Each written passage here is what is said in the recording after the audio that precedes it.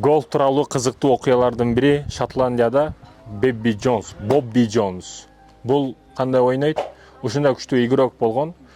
Олимпиадада сонун байгелер коюлган. Ошого карабастан мынтип урган учурда ошол тешигин барып тапкан эмес.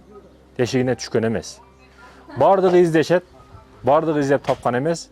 Анан байкаса көрүшсө ошол тешикке жакын жерде бир коен изин калтырып казып койгон тешикке түшүп кеткен болот да. Бул тарыхта калган окуялардан эң кызыктуу окуялардын бири коендун голфко аралашуусу деп аталат да. Бул ушундай. Табият баары карап отурбайт биздин оюндарыбызга. Жыйынтыгы ушундай.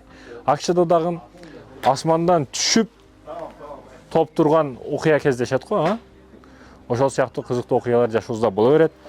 Голф тууралуу окуялар, урматтуу мекенештерим. Бисмилла.